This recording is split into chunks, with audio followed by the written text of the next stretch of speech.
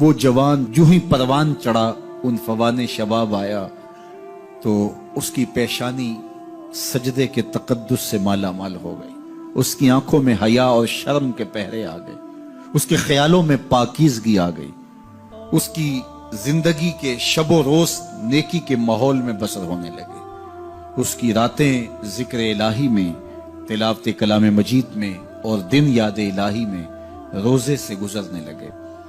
وہ جوان جس کی جوانی اللہ کی عبادت میں گزری، کیونکہ جوانی اگر عبادت میں گزر گئی تو بڑھاپا تو پر نور ہے ہی ہے۔ سب سے مشکل مرحلہ زندگی کا جوانی کا ہے۔ شیطان زیادہ ورغلاتا ہے کسی شخص کو جب وہ جوانی کے مرحلوں سے گزر رہا ہوتا ہے۔ تو جس کی جوانی خیریت کے ساتھ گزر گئی اور اس نے اپنی جوانی کے تقدس کو محفوظ رکھ کے منزل تک پہنچا لیا، اپنی عصمت کے جوہر کی حفاظت کی، اپنی آبرو کو لٹنے نہیں دیا، اپنی آنکھوں کی شرم و حیا پر پہرے بٹھائے اور آنکھ کو برباد نہیں ہونے دیا اور اپنی زندگی کے تقدس کا پہرا دیا، تو جو جوان اپنی جوانی کو خیریت کے ساتھ گزار گیا۔ کسی نے کہا تھا نا، کتاب زیست کا ایک اور باب ختم ہوا، شباب ختم ہوا، ایک عذاب ختم ہوا۔ تو جوانی جس کی منزل تک پہنچ گئی خیریت کے ساتھ، عافیت کے سائے میں۔ مشکل تو بڑا ہے جوانی کو منزل تک لے جانا، خیریت کے ساتھ، داغدار نہ ہونے دینا، جوانی کے تقدس کو رسوا نہ ہونے دینا، عصمت کے جوہر پہ کالک نہ لگنے دینا، خواہشات کو غالب نہ آنے دینا۔ آسان کام تو نہیں ہے، مشکل کام ہے، لیکن اگر کوئی مشکل کاٹ گیا، جوانی کے تھوڑے سے ایام میں گزار گیا۔ اللہ اکبر۔ حضرت شیخ خطلی کہتے ہیں، داتا گنج بخش علی حجویری علیہ رحمہ کے مرشد ہیں، الدنیا یوم ولنا فیہا صوم۔ وہ کہتے ہیں دنیا ایک دن ہے، ہم روزہ رکھ کے گزار رہے ہیں۔ تو روزہ رکھ کے سارا دن گزر ہی جاتا ہے، دوپہر بھی آتی ہے گزر جاتی ہے، اور عصر کا وقت بھی آتا ہے گزر جاتا ہے، کھانے کا وقت بھی آتا ہے، چائے کا وقت بھی آتا ہے، سب کچھ ہوتا ہے لیکن گزر جاتا ہے، افطار تک بندہ پہنچ جاتا ہے۔ جس نے زندگی روزے کی طرح گزار دی، جس نے جوانی روزہ رکھ کے گزار دی، خواہشات کو بے قابو نہیں ہونے دیا، مشکل کام تھا لیکن اس نے مشکل کام کر دکھایا۔ اجر کتنا بڑا ہے، سنیے اللہ کے محبوب کی زبان سے سنیے۔ حضور نے ارشاد فرمایا جو سیدنا ابو ہریرہ کے ذریعے سے ہمارے تک پہنچا، فرمایا قیامت کے دن جب سورج کا رخ سیدھا ہوگا، زمین تانبے کی ہوگی، لوگ پسینے میں شرابور ہوں گے، کوئی ٹخنوں تک پسینے میں، کوئی گھٹنوں تک، کوئی کمر تک، کسی کو پسینے کی لگام دی جائے گی، اور وہ پسینہ ایسے نہیں ہوگا جس طرح یہ پسینہ ہے، اتنا گرم ہوگا۔ ابن رجب حنبلی کہتے ہیں اس پسینے کا ایک قطرہ اگر احد پہاڑ پہ ڈال دیا جائے تو وہ پگھل جائے، اتنا گرم ہوگا، بدبودار اتنا ہوگا، ایک قطرہ دنیا پہ ڈال دیا جائے، انسان کیا جانوروں کے دماغ بھی پھٹ جائیں، اس پسینے میں لوگ شرابور ہوں گے۔ لیکن جس نے اپنی جوانی کو عافیت سے گزارا ہوگا، کل قیامت کے دن جب کوئی سایہ نہیں ہوگا، اللہ اس جوان پر اپنے عرش کا ٹھنڈا سایہ عطا فرمائے۔ وہ شخص جس کو کسی عورت نے دعوت گناہ دی اور وہ صاحب منصب تھی، صاحب جمال تھی، اور اس نے یہ کہہ کہ یہ خواہش، یہ آرزو مسترد کر دی، انی خاف اللہ۔ اسی طرح کوئی عورت ہے تو اس نے اپنے تقدس کی حفاظت کی، اپنی آبرو پہ پہرا دیا اور کسی پیشکش کو ٹھکرا دیا، تو فرمایا قیامت کے دن جب کوئی سایہ نہیں ہوگا، اللہ اسے بھی اپنے عرش کا ٹھنڈا سایہ دے گا۔ کیسا سخت دن ہوگا، اور وہ کس اعزاز میں ہوگا، کس تکریم میں ہوگا۔ یہ تو 4 دن 10-20 سال ہیں، اور وہ 50,000 سال کا ایک دن۔ پھر اس کو اللہ کا شکر ادا کرنا ہوگا کہ اللہ تو نے کتنا کرم کیا میرے اوپر کہ میری جوانی خیریت اور عافیت سے گزری، اور آج اس کا تو کتنا بہتر صلہ مجھ کو دے رہا۔ انسان جب کوئی اچھی بات سنتا ہے تو انسان کی فطرت ہے کہ وہ آگے منتقل کرتا ہے۔ آج کل وہ شیئر کر دیتے ہیں نا، جو بات آئے تو آپ اس کو آگے بڑھاتے ہیں، دوستوں میں شیئر کر دیتے ہیں۔ تو یہ انسان کی فطرت سے افواہیں بھی اس لیے پھیلتی ہیں کہ جو بھی بات آپ سنتے ہیں فوری آپ کی کوشش ہوتی ہے کہ یہ سب سے پہلے دوستوں کو میں ہی بتاؤں۔ تو یہ انسانی فطرت ہے۔ تو جب افواہ اور ایسی چیز، کوئی غم کی خبر بھی ہو، کسی کی وفات کی خبر بھی ہو، تو اس وقت بھی انسان کی فطرت، سست سے سست آدمی بھی پھر جلدی جلدی فون کرتا ہے، آگے بڑھاتا ہے کہ فلاں سے ایک فوت ہو گیا۔ تو چونکہ یہ فطرت ہے، بات کو آگے بڑھانے کا شوق ہے انسان کے اندر رکھا ہے، اس سے چیزیں پھیلتی ہیں، اور پھر جو خیر کی خبر ہوگی یا خیر کی بات ہوگی تو اس کو تو آگے پھیلانے کا پھر ہمارا دین بھی ہمیں ترغیب دیتا ہے، جذبہ دلاتا ہے۔ تو حضرت ابو ہریرہ اس جذبے کے تحت جو سنتے تھے پھر آگے منتقل کرتے۔ اب حضور کی بارگاہ سے اٹھ کے جاتے تو سب سے پہلے گھر جاتے اور سب سے پہلے اپنی ماں کو سناتے، اور ماں تھی کافرہ، وہ سننے کی بجائے، خوش ہونے کی بجائے سن کے وہ الٹا ناراض ہوتی اور کوئی نہ کوئی ایسی بات کر دیتی۔ سید ابو ہریرہ سے گوارا نہ ہوتا، ایک دن انہوں نے کوئی ایسی بات کر دی کہ حضرت سیدنا ابو ہریرہ رضی اللہ تعالیٰ عنہ نے فیصلہ کر لیا کہ آج ماں کو چھوڑ دینا ہے، کیونکہ میں یہ گوارا نہیں کرتا کہ میرے آقا کے بارے میں کوئی ایسا جملہ کوئی بولے۔ اور تھی گھر میں ماں ہی، بھائی بھی کوئی نہیں تھا، بہن بھی کوئی نہیں تھی، باپ بھی فوت ہو گئے تھے، شادی بھی نہیں ہوئی تھی، تو ماں ہی ماں گھر میں، اور ماں اور بیٹا اکٹھے رہتے ہو تو پھر محبت بھی مثالی ہوتی ہے۔ تو اب ماں ہی ایک رشتہ ہے مادی دنیا کے اوپر، تو حضرت ابو ہریرہ رضی اللہ تعالیٰ عنہ نے فیصلہ کر لیا کہ چھوڑ دینا ہے۔ چھوڑ کے گھر سے نکلے، لیکن دل ڈوب رہا ہے کہ ایک ہی تو رشتہ تھا وہ بھی گیا۔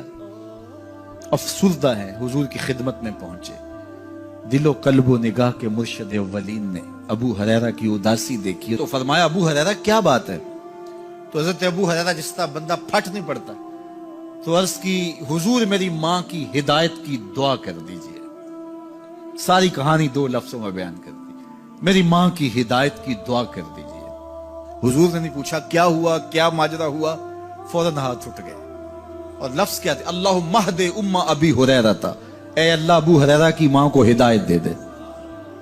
ادھر انہوں نے بے چینی سے یہ بات کہی، ادھر حضور کے ہاتھ اٹھے، پھر ان اٹھے ہوئے ہاتھوں کو خالی تو موڑا ہی نہیں جاتا، اجابت کا صحرا عنایت کا جوڑا، دلہن بن کے نکلی دعائے محمد صلی اللہ علیہ وسلم۔ تو حضور علیہ السلام نے ہاتھ اٹھا دی، حضرت ابو ہریرہ نے دوڑ لگا دی۔ کسی نے پوچھا ابو ہریرہ آج بڑی جلدی ہے؟ کہا آج ہی تو دیکھنا چاہتا ہوں، گھر پہلے میں پہنچتا ہوں یا حضور کی دعا پہلے پہنچتی؟ جا کے دروازے کو دستک دی، اندر پانی کے کھنکنے کی آواز آ رہی تھی جس طرح کوئی غسل کر رہا ہو۔ آواز دی تو آواز آئی، بیٹا ابو ہریرہ ٹھہرو، میں بھی آئی۔ کہا لہجے سے سمجھ گیا اس میں محمد عربی کی دعا بول رہی ہے۔ تھوڑی دیر کے بعد میری ماں آئی، تازہ آثار وضو سے اور غسل کی وجہ سے ان کے جو ہے وہ بالوں سے قطرے ٹپک رہے تھے، اور لبوں پر میرے حضور کا کلمہ جاری تھا۔ اللہ اکبر، سیدنا ابو ہریرہ تیرے مقدر پہ قربان۔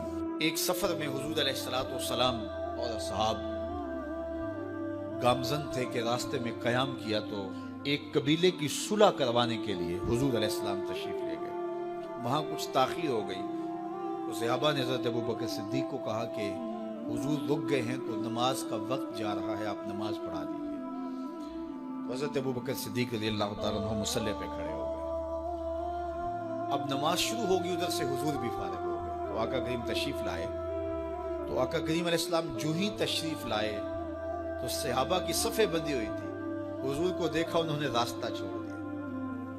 پیچھے سے لے کر کے مصلی تک صحابہ نے حالت نماز کے اندر حضور کے لیے راہ کشادہ کر دی۔ کاش کہ یہ حدیث سب لوگوں نے پڑھی ہوتی اور امت میں اتنے فرقے نہ بنتے، اور یہ سوچ کبھی نہ پنپتی کہ نبی کے خیال سے نماز ٹوٹتی ہے۔ یہاں تو راستے چھوڑے جا رہے ہیں، یہاں تو پروٹوکول دیا جا رہا ہے۔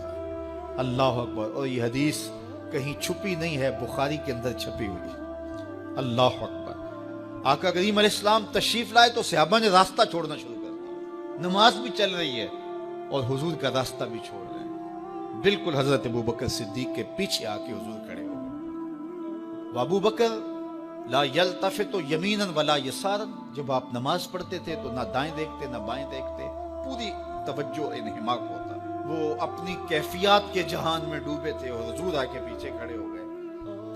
صحابہ نے اپنے ہاتھوں کی پشت پہ ہاتھ مارنے شروع کر دیے۔ مقعن و تصدیہ، قرآن نے تالی لگانا، سیٹی مارنا، یہ شیطانی اعمال ہیں، لیکن ہاتھ کی پشت پہ ہاتھ مار کے متنبع کرنا یہ مختلف مواقع کے اوپر یہ جائز ہے۔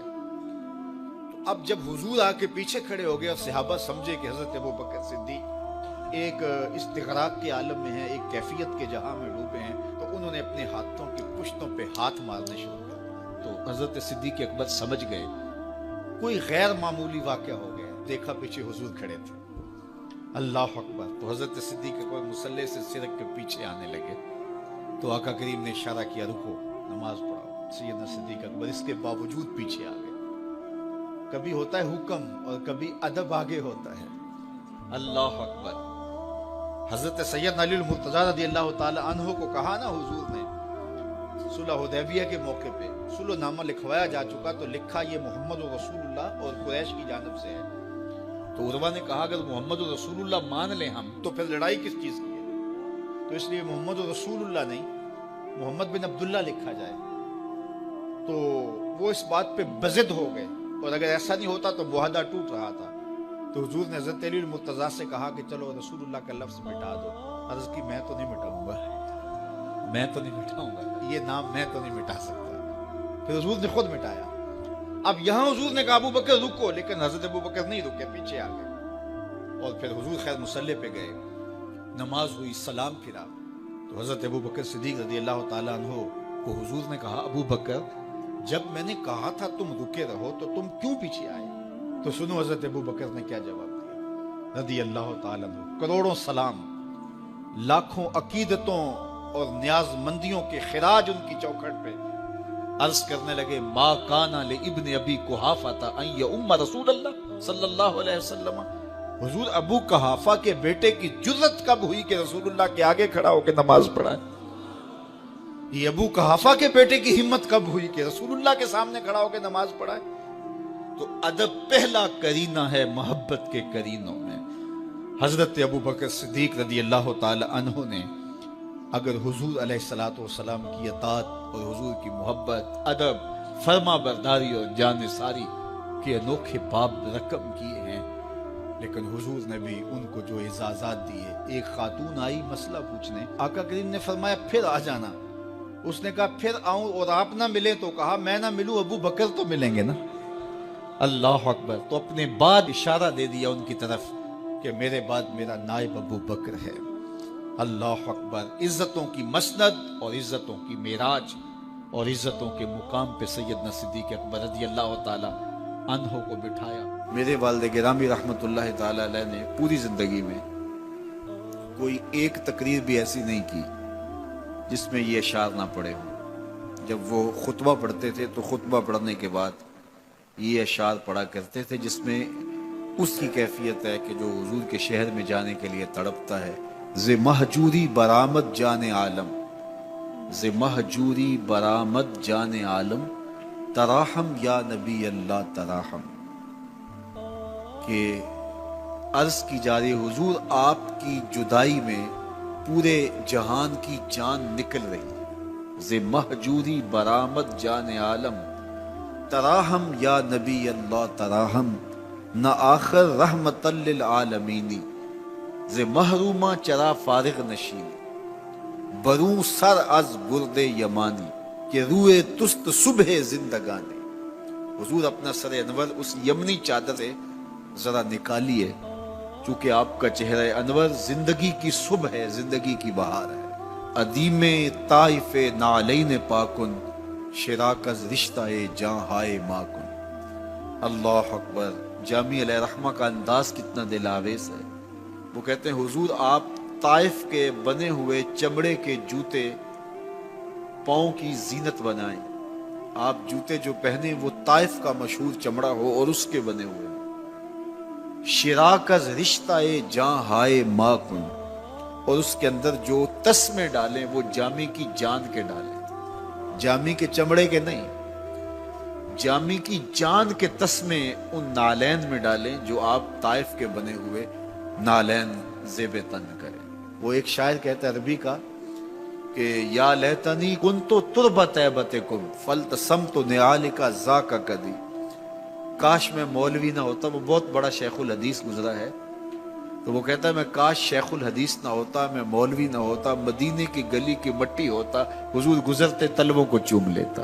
چے باشد گر کنی سوئے نگاہے، ہمیشہ گر نہ باشد گاہے گاہے، نگاہے یا رسول اللہ نگاہے، صد ہزاراں جبریل اندر بشر، بہر حق سوئے غریبہ یک نظر، یا رسول اللہ انظر حالنا، یا حبیب اللہ اسما قالنا، اننی فی بحر غم مغرق خذ یدی ساحل لنا اشکالنا، یا صاحب الجمال و یا سید البشر من وجهک المنیر لقد نور القمر، لا يمکن الثناء کما کان حقہ بعد از خدا بزرگ توئی قصہ مختصر۔